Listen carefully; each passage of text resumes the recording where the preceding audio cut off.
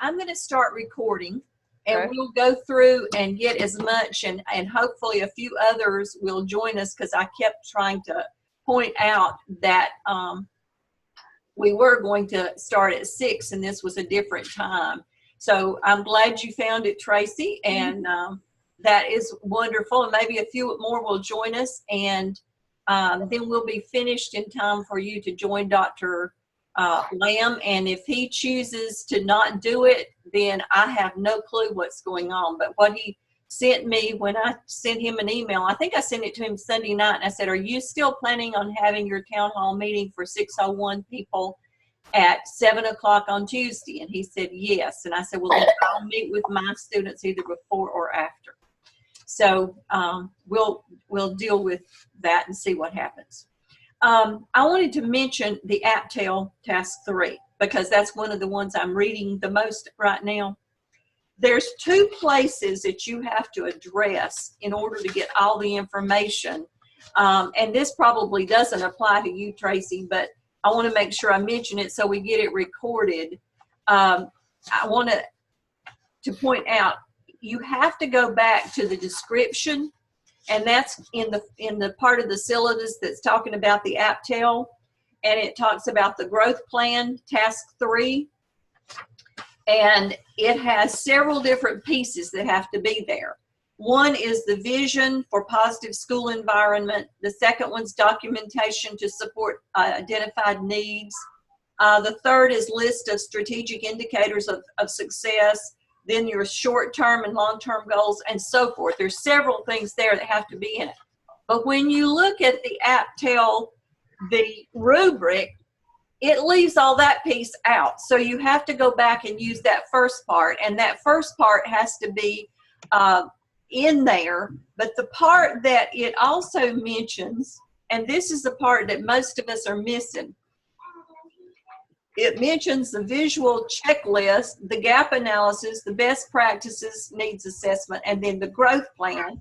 And it's the one that says the growth plan is going to include all of the bulleted items.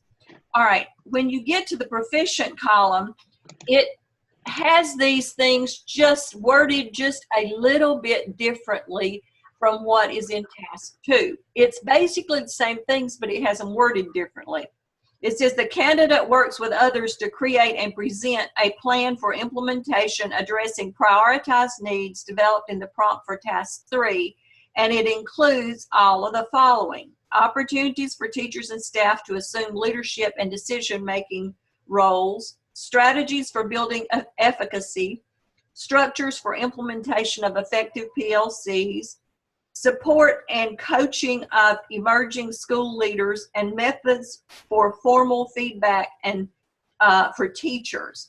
And it also mentions that you have to have multiple uses of digital tools and or technology. So I want to make sure that I address that up front so that you all know to look in 2 places. You're going to have to look in 2 places to make sure you get everything that is required for that.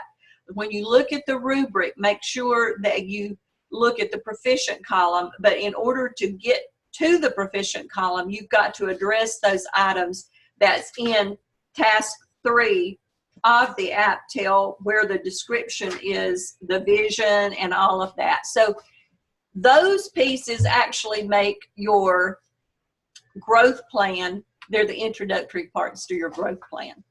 So just don't forget that. That's one of the things that I've been noticing. It doesn't, people sometimes have been making it match task 2 identically, but they've got it worded just a little bit different. So let's make sure we handle it based on the rubric we're dealing with. So that's the first thing I wanted to make sure I mentioned to you, because I've been working on reading all of the things that are being turned in. So I think unless somebody's turned in something after 5 o'clock, I've gotten everything reviewed, and I've made comments and sent and posted a grade. So do you all have any questions other than what I've just addressed with task 3 of the APTEL?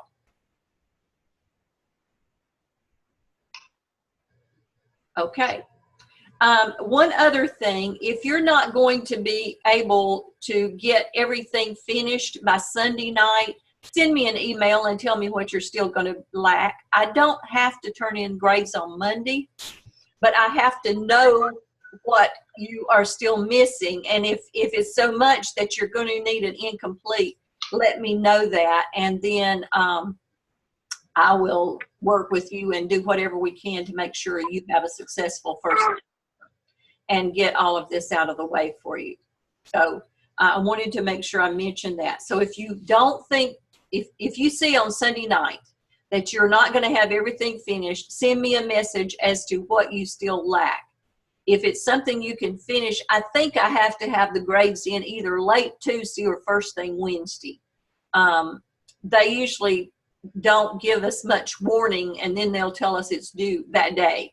So it's usually a day or two after the exam time and the semester. So it may be even up to Thursday. But right now, if you know that you can have it finished by Tuesday or Tuesday night, then just send me an email. If you know that it's going to take a lot longer than that and you're going to need an incomplete, make sure you also send me an email with what you think you will lack from Sunday night until I have to turn the grades in. And I will wait. As long as we have task 4 to you by Sunday night, then we're okay. Yes, ma'am. All right. Let me go back. I'm going to share my screen if I can. I want to point out something on week 15. Let's see if I can get, yes, this is it. So, all right, it says in order to earn credit for this course, can you see my screen? You have to have an APSL score passing of 3 or higher, and you have to submit the APTEL for evaluation.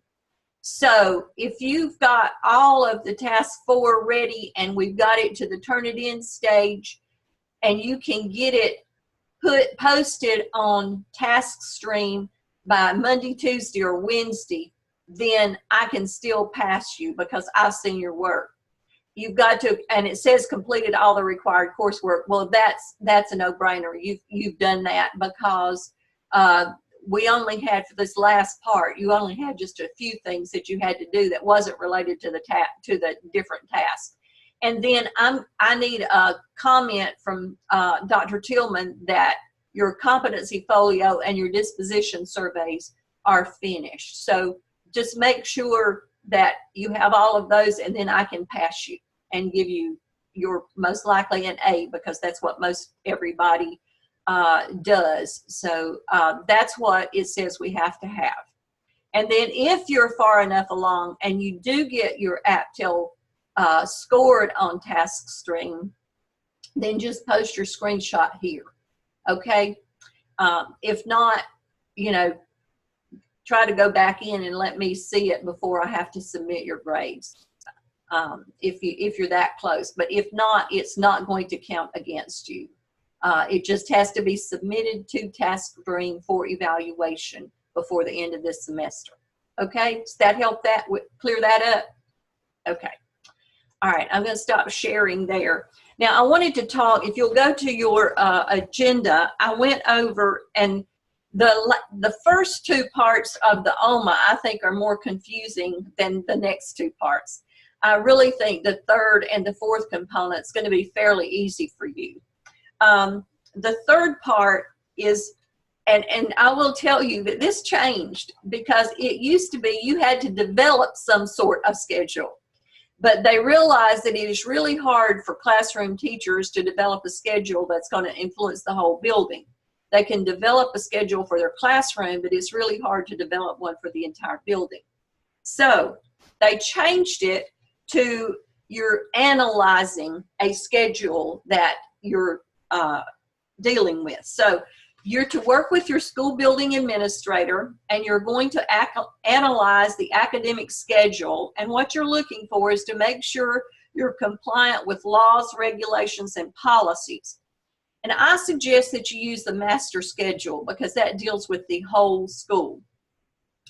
The analysis should include an assessment of the current scheduling procedures, strengths, and areas for improvement. So you look at the schedule and you really think, okay, is this good for what group of teachers, all teachers, or is it good for children? You know, sometimes one group of children has to eat lunch so early that there's maybe an hour and a half in between the time they have breakfast and when they have lunch, and then another group may have a long time because of the size of the school. So, you know, even though there's probably nothing you can do about that, you still need to look at it and analyze it. Then you are to align it with any related school improvement team findings. And then you're to look for alignment with legal requirements for ongoing teacher collaborative planning and instruction, and for alignment with needs of diverse and exceptional populations by providing accommodations for specific groups and individual needs. Now, when you see exceptional populations, the term that first comes to your mind are your EC children. But exceptional populations can also include ESL, 504, AIG. It can, if you have ways of identifying it, it can include economic disadvantage and educationally disadvantaged. So, you know, see what groups your school has and that they're keeping up with, and make sure you include all of those. Most likely it's going to be AIG, EC, ESL, and the 504s. Those are the big ones.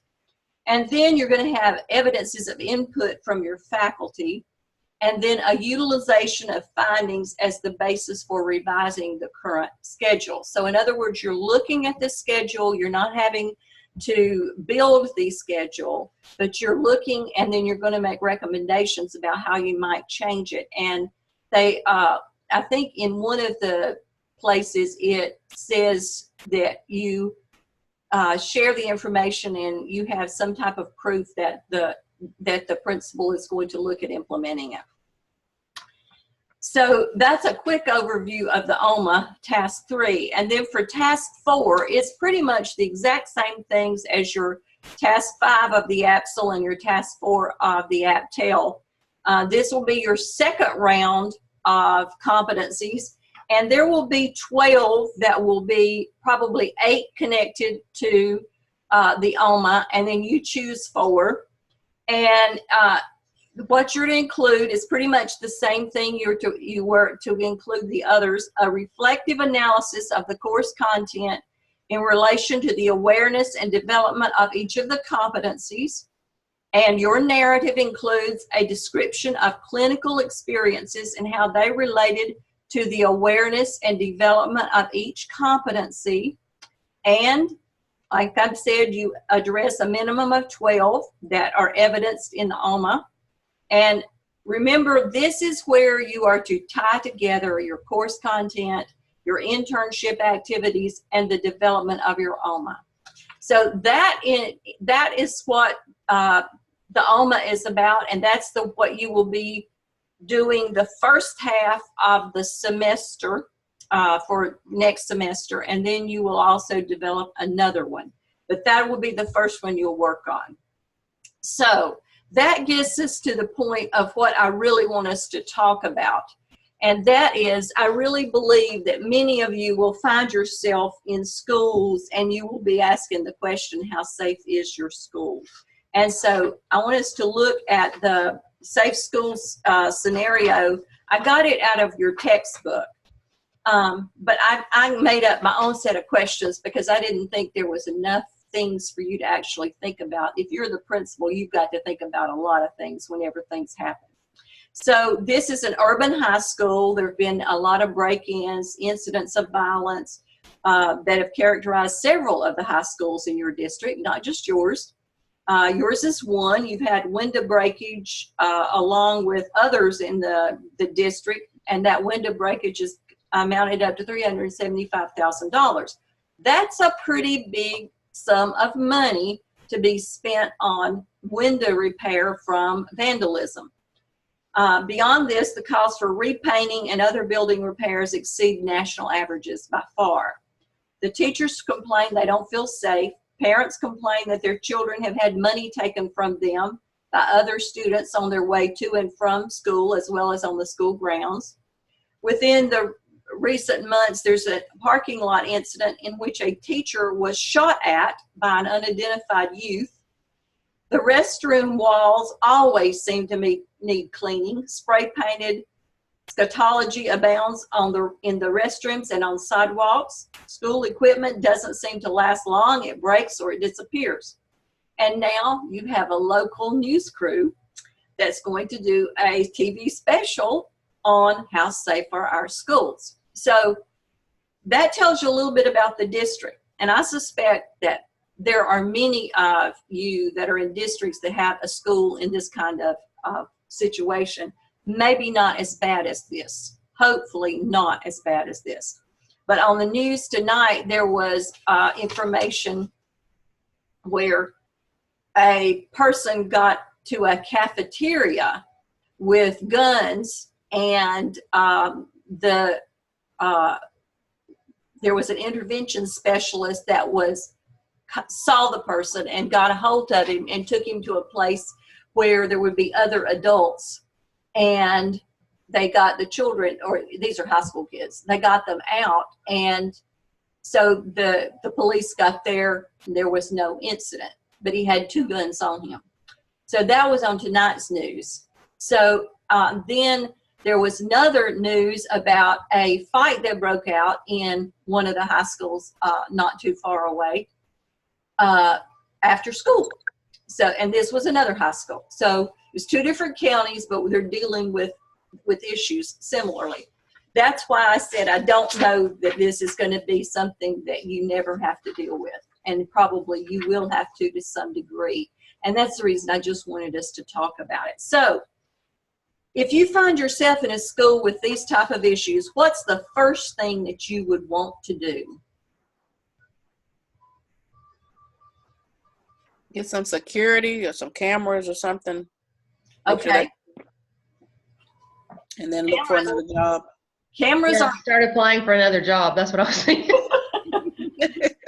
Well, let me tell you something. You may not like this, but the real interesting piece is you all work for a district, unless it is a private school or something that's run by itself.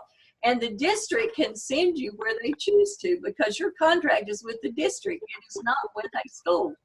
And that was one of the hardest things for my principals to realize. Now, I was never one who chose to move principals around, but there are a lot of superintendents that will think, okay, I need to move these around because this one does better here and this one does better here.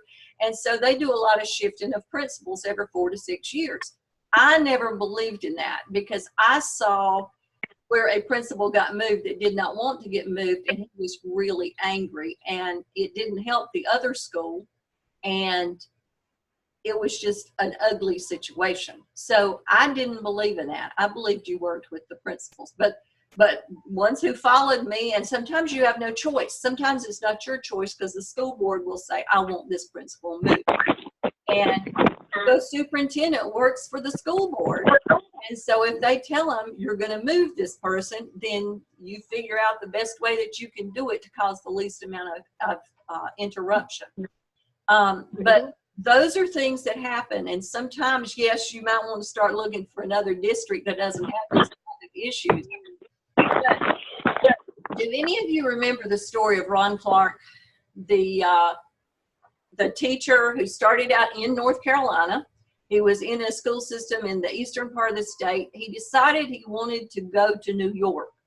And he went to New York and he started teaching, I think it was in Harlem. And it was in a really rough situation. And the parents were very frustrated because their kids were not learning.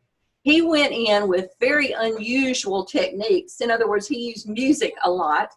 And those kids, every one of the kids at the high school level that he had, passed whatever the Regency exam was or that the state gave, and it was one of the first times it had ever happened in that school.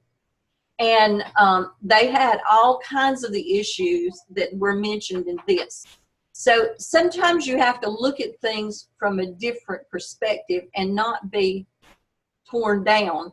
And sometimes you try to keep the school safe, whether or not the area itself is safe. So I can't, Sherry, was it you that mentioned you'd want school cameras or outside cameras? I'm not sure who mentioned. Oh, that was me.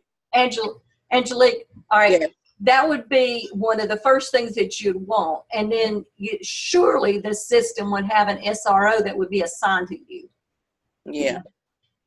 My question would be lighting. If they're doing all of this, how are they getting by with it without somebody seeing? So you would probably want to address the lighting and make sure that there is enough lighting outside at night so that people can see.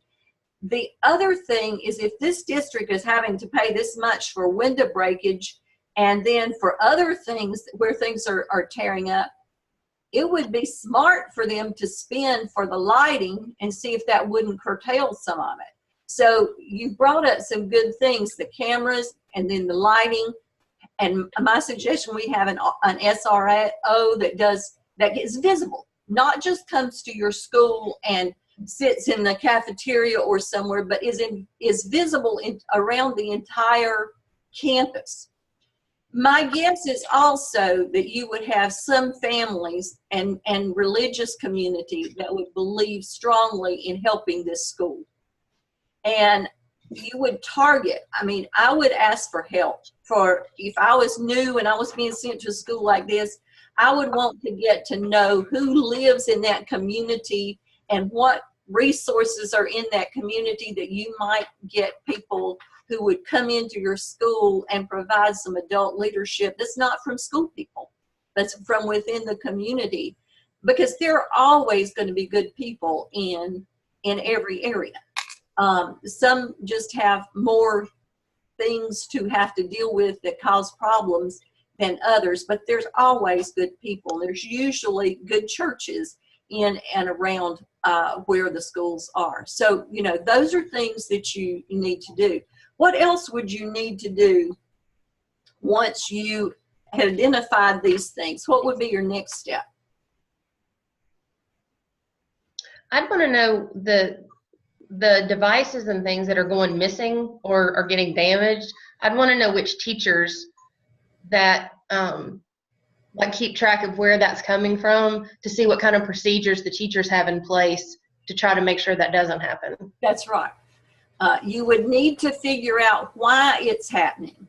And if it was just some teachers who were very lax, then you deal with the teachers. You don't deal with the whole school. You would deal with the teachers, and you put some procedures in place that they could follow and that they could get information, and it would be stronger. The next question I had for you to think about is, what type of records would you need to keep that would identify exactly the issues that are happening at your school regarding the facility itself?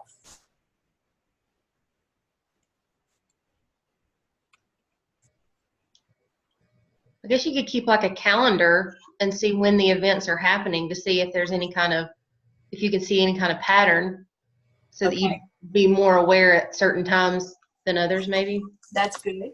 That's good. All right, what else? What other kind of records might you need? Who's entering the school, like times when the school should be locked?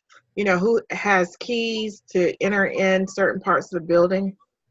Well, and you're making an assumption, and it should be happening. The school should be able to be locked, but in some circumstances that may not be happening because somebody may be opening a door and not making sure it's shut. And so you're identifying where some weaknesses are, and then you've got to figure out a way to deal with those weaknesses. But you're right, the school should be locked except for the main entrance, and there should be and many of the systems now are putting plans in place where there's a call button, and you go to the call button, and then the office has to allow you in. I know that's in a lot of the schools. A lot of your rural schools do not have the money to do that. So that's going to be on the back burner until they wind up having issues. And when they start having issues, then they'll start putting it to the forefront. What are some other kind of records you might want? What could you learn from walking down your hall during a class period?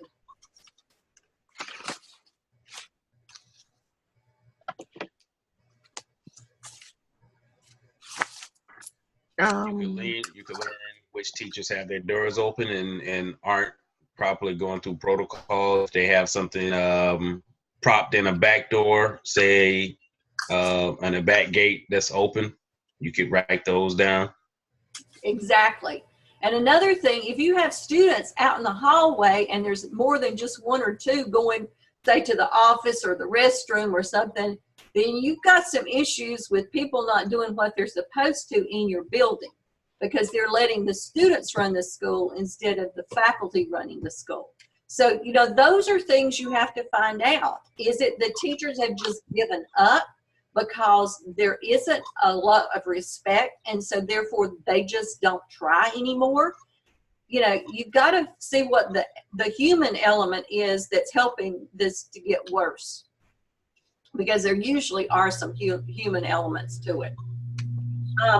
The next question is, what can you do to help the staff and parents feel their students are in a safe school? What can you start doing?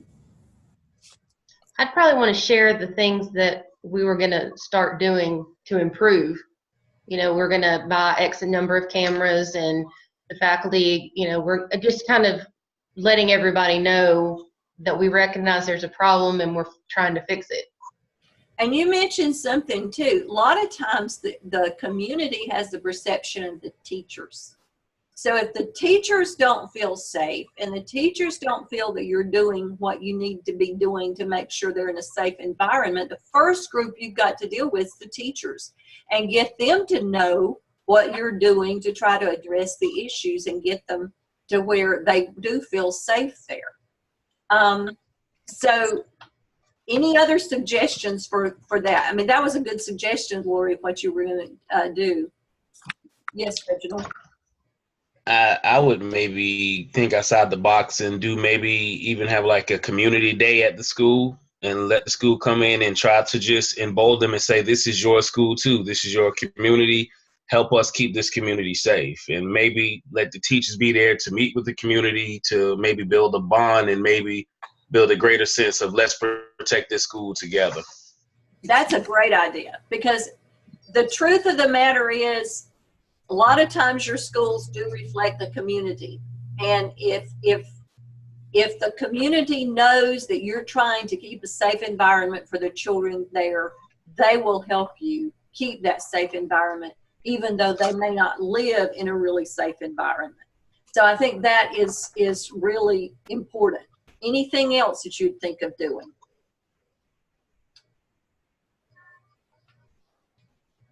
All right, the next was, what can you do to decrease the vandalism of your school restroom walls?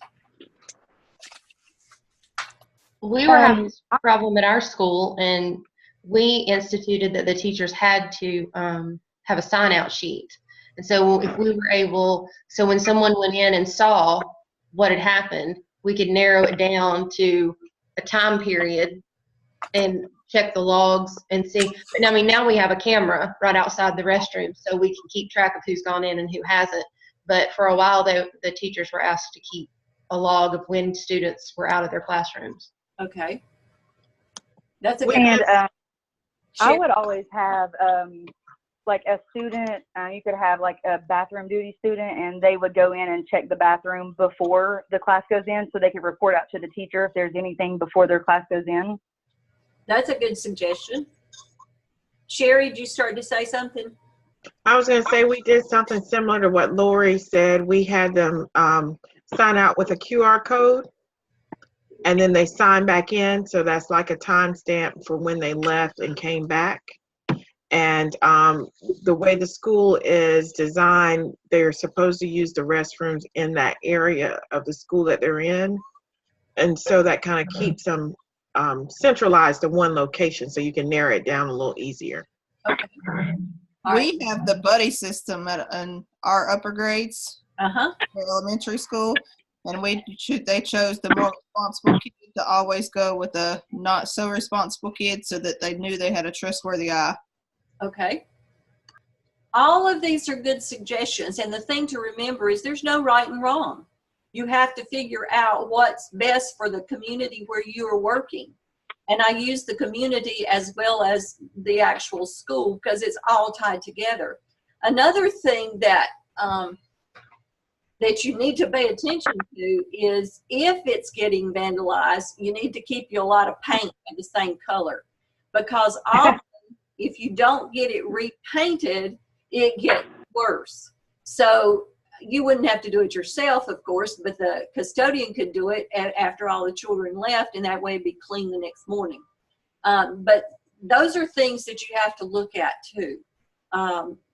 Paint over time gets expensive, but a little bit of paint is not going to be that big of an issue if you can make sure you get the color that matches the wall. Another thing, and I don't know whether different systems would allow it, but one of the schools that I worked in, they decided that they were going to paint a theme in the bathroom. And we had some parents who were very good artists. And they came in and painted the bathroom after school and over a weekend and made it look like they'd used jungle animals and made it look like a jungle. Well, then the kids, of course, this was K-5 school too, the kids really were proud of that bathroom, and that was the one that they wanted people to go to and use because they were so proud of it. So sometimes you have to take something that's negative and see if you can turn it into a positive and try to make it something that people are proud of. So, you know, whatever theme would work well as long as it was a clean theme and not something that would be inappropriate for a public building. And then you'd also have to check with your maintenance people to find out if they would allow that. Some will and some won't. And a lot of times if you're able to explain your reasoning behind it, they'll tend to work with you. What type of plan can you develop to lengthen the life of the school equipment? You came up with a good plan of trying to figure out where it was and why it was, who had it, and that kind of. What are some other things that you can do to lengthen the life of the school equipment? Well, we have Chrome carts at our school, and we don't have one for every classroom. So what happens is certain teachers get it, and they are assigned as the Chromebook keeper, and they have to make sure at the end of it. So if somebody borrows it, that's fine. They sign it out. But at the end of the day, it has to come back to that person, and they double check to make sure everything's back where it's supposed to be. And then you can immediately follow up on it if things are broken or anything like that. Okay. Some schools used to have the media coordinator in charge of all of the checked out equipment. I don't know whether they still do that or not. They may have changed and moved it to teachers on certain halls, but they used to have it there. But you've got to have some system for knowing who is keeping the equipment. And like you said, someone has to check it when it comes back, and then you have to figure out what's going on and why it's being torn up. And the teacher who returns it should say, this one didn't work today, and you know, I don't know why, or I saw this student drop a glass of water on this, so I'm sure it's going to be a problem. You know, so the teacher should have an idea if they're doing a good job of supervising their classroom of what's going on and when they're getting torn up. And if they get them torn up, then they need to make sure the person knows that it came to them torn up, so it needs to go back to the previous person to check on that. All right, any other things that you can do to try to lengthen the life of the school equipment?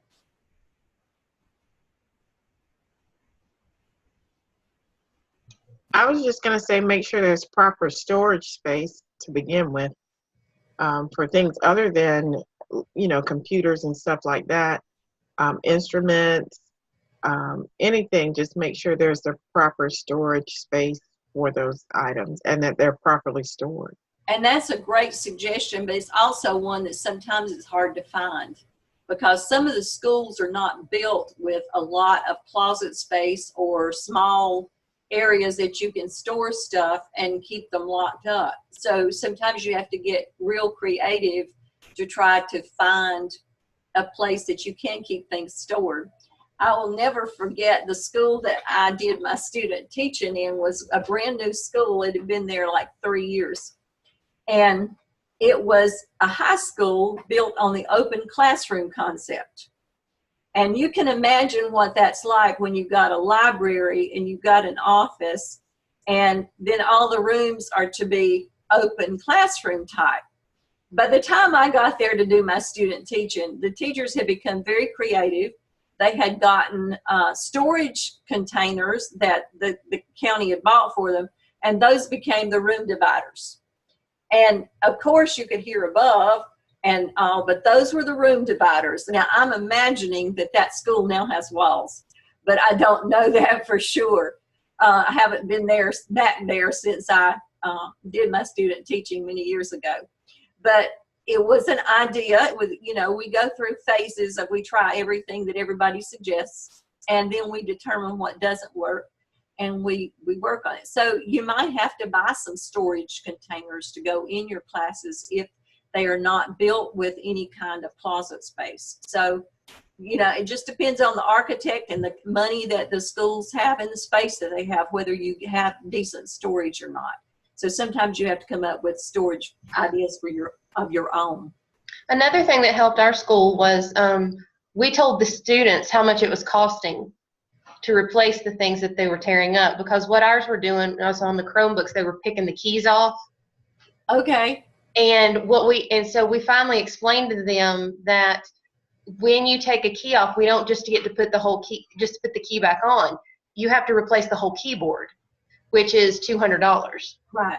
And they were like, really? You know, and we said, yes. So if we find out you're the one that did it, your mom's going to get a bill for $200 because you put off this little thing. And that helped a lot, just when the kids understood the seriousness of what they were doing. And that's good. You know, they need to understand that. All right, the next, I'm looking at my clock. So the next question is, what data do you need to keep that will identify whether the safety issues occurred during school or when no one is at the school, and why is this information important?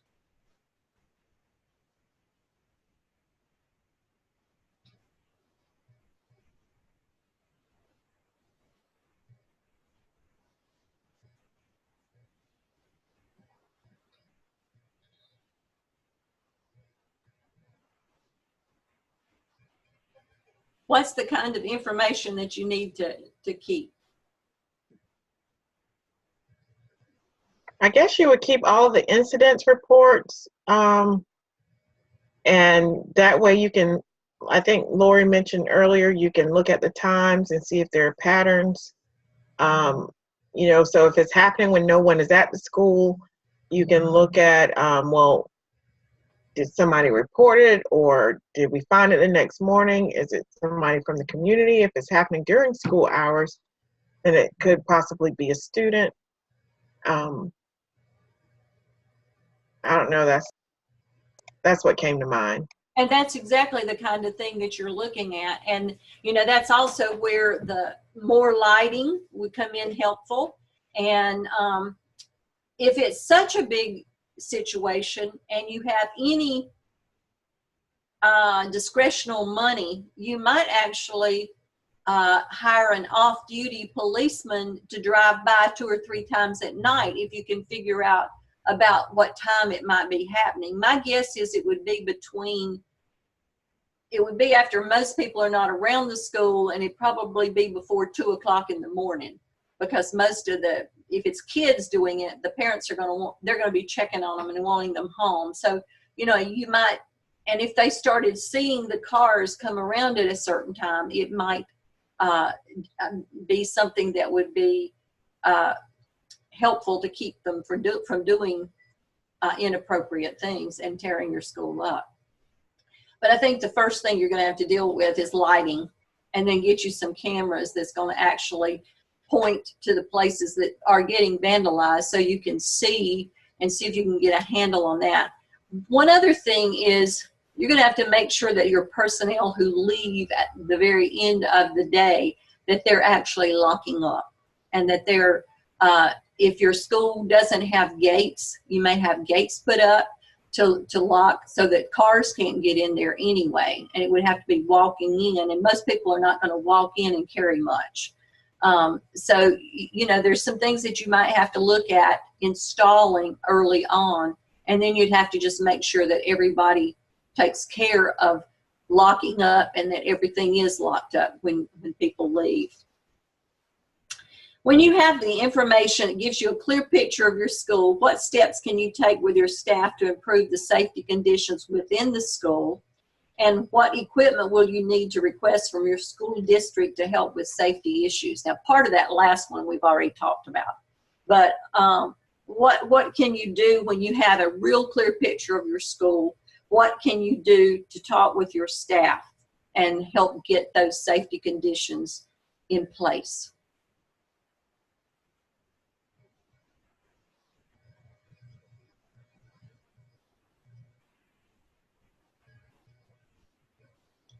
I think a big thing would just be expectations. You know, having a meeting and saying, here are our issues, here's when it's happening, now we need your help. And I need, you know, and I need you to be here and here at these times, and maybe some sort of schedule where everybody is taking turns monitoring the bathrooms, or, you know, outside. We have 6 buildings on our campus that the kids have to walk through. So, you know, we've got a lot of outside time that the kids can get into stuff. And so we've had to have a schedule where certain teachers have to be at certain places at certain times, and just to monitor and make sure they're getting where they need to be and that sort of thing. And that's important too, because if there becomes a legal situation and somebody is hurt, if you have a duty roster where people are supposed to be and the people are where they are supposed to be, they're doing what they're supposed to do, then most likely your school will not get sued. But if they're not doing what they're supposed to do and you have the schedule, then it's likely that you will be sued. So, you know, that's something to keep in mind. And most teachers don't understand how important those little things are because it's never been explained to them. You know, people often think, okay, well, I know this, so everybody's going to know this, but they don't. So it's a legal thing, and it's a protection for the school and school system, the reason you have these duty rosters, and then you just need to do it. But you need to be fair with the duty rosters too.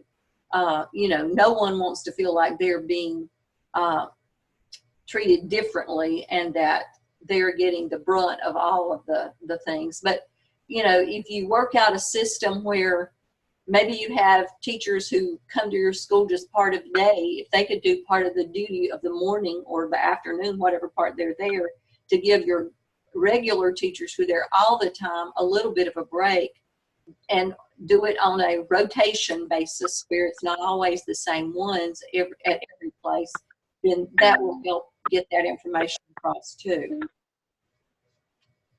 Anything else that you would like to mention there with that?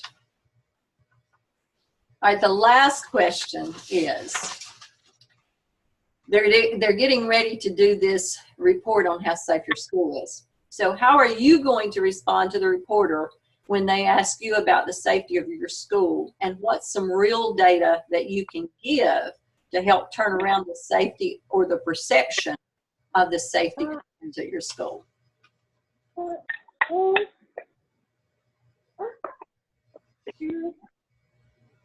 So what are you going to say to that reporter?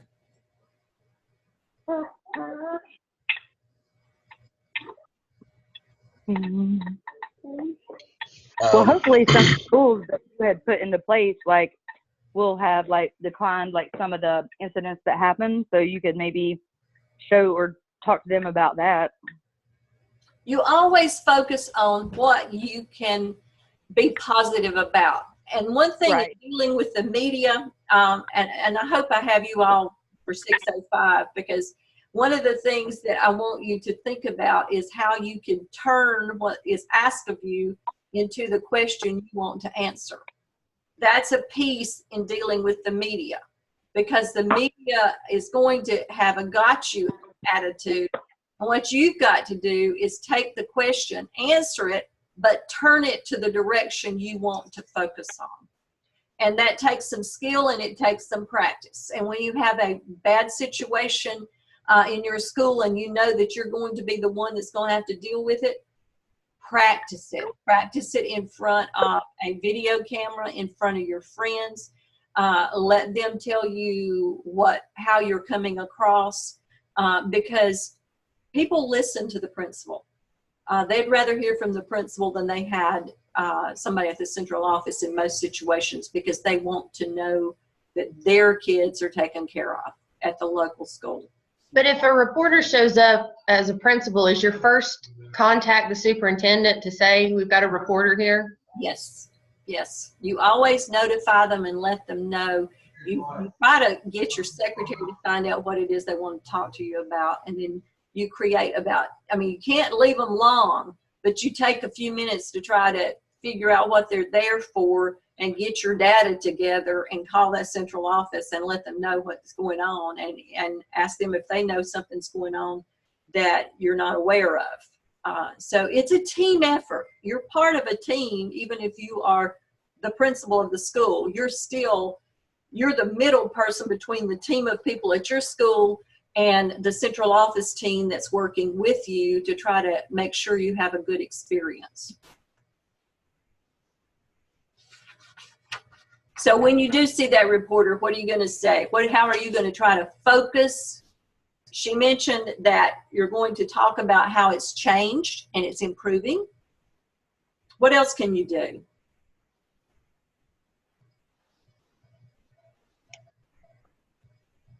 You could talk about all the people that were involved in helping you, improve. And that's the other thing, and that's really important. These people are not going to know what all you've been doing. Your community's not going to know what you've been doing. So you talk about what you put in place to make things better. And so you focus on, this is what we're doing. We're doing this to make this a safe school. And we appreciate the community's help. We've called in and we've had a meeting with our local churches, and some of the churches are sending people over to eat lunch with our kids, so that they'll have some role models that are not just school people. That's happening at schools that are not having behavior issues, because so many children no longer have two parents in the home. And so some schools are asking people to come in and just eat lunch in the cafeteria, so that they can see community people that are there, and try to develop a rapport with some of the people. So you focus on what you want them to know and what you've been doing.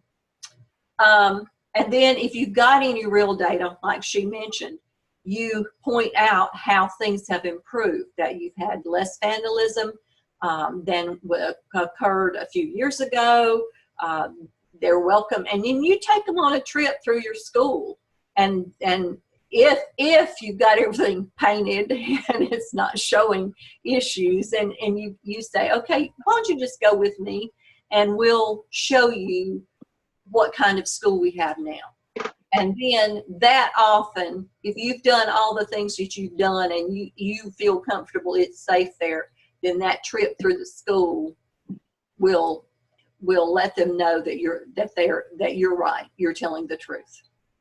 Okay, do you have anything else that you'd like? Because I noticed we've got about 10 minutes. And like I said, Dr. Lamb told me on Sunday night that he was going to have a town hall for all the 601s tonight at 7 o'clock. And that's the reason we're meeting at 6. So he normally does not send anything out until 5 minutes before 7.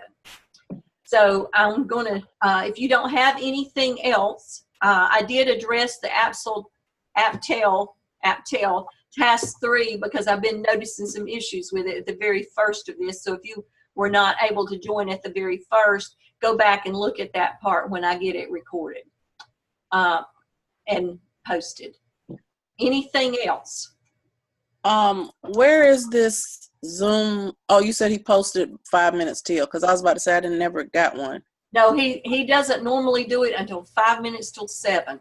I didn't even get an email saying it was going to happen, though. I didn't either, but it's the way I picked up on it was on week 15 in your schedule. It said town hall meeting. Dr. Lamb's the only one who has a town hall meeting. So that's the reason I sent him an email and said, are you still going to do this on Tuesday night as you mentioned in the syllabus? And he said, yes. I said, well, then I will meet either before or after your meeting. So I just know he never sends you anything till 5 minutes till. So if you don't get anything, then assume he's changed his mind. But that's what he told me Sunday night. I have really enjoyed working with you, and I hope you've learned a little something from me. And I hope that you get everything finished and you don't have to worry about it over Christmas, and that you have a wonderful Christmas. So thank you. Thank you. I'll end the meeting now. Thank you. Bye, thanks.